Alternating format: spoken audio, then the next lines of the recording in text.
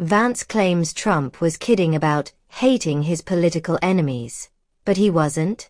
After the president said he hates his political opposition, the vice president said he was joking. Recent history proves otherwise. September 25, 2025, 8:55 a.m. Eastern Daylight Time by Steve Benen at the memorial service to honor Charlie Kirk. His widow, Erika Kirk, forgave the man who killed her husband, telling attendees, "The answer to hate is not hate."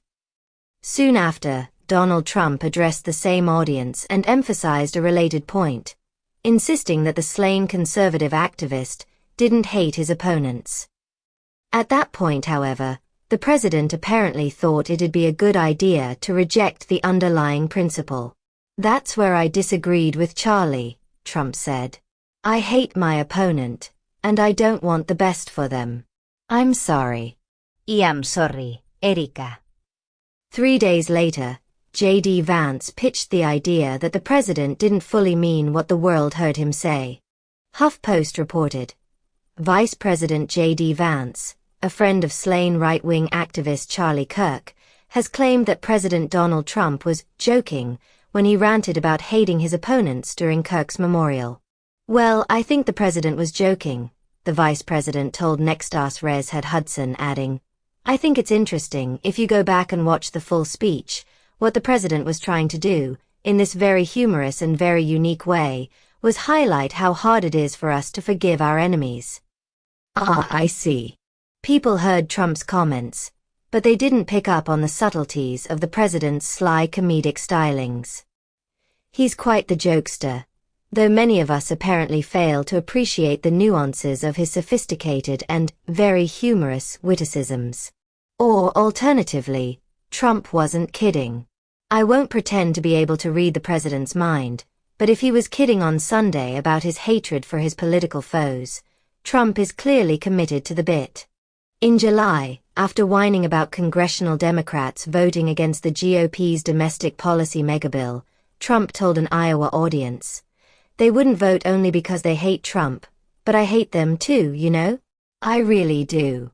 I hate them. I cannot stand them." There was nothing about his tone or delivery that suggested this was an attempt at humor. 2 weeks later, at a White House Faith Office luncheon, the president went even further, condemning Democrats as evil people. All of this dovetailed with Trump telling Americans that his political opponents are fascists, who are also guilty of treason. His domestic foes, the president has added, are also enemies of the people, the enemy within, and threats to democracy. It was against this backdrop that, at the memorial service, Trump appeared to speak candidly, declaring that he hates his political opposition and doesn't want what's best for them. I understand why Vance peddled an obviously absurd line about the president joking. In the American tradition, elected leaders have never voiced public hatred for those who dare to disagree with them. His repeated references to his contempt for other Americans are reminders that Trump apparently sees himself as the head of Red America, not the president of the whole country. And despite the vice president's woeful attempt at spin, there's nothing funny about this. For your information, Steve Benen is a producer for The Rachel Maddow Show, the editor of Maddow Blog, and an MSNBC political contributor. He's also the best-selling author of Ministry of Truth, Democracy, Reality, and the Republicans' War on the Recent Past.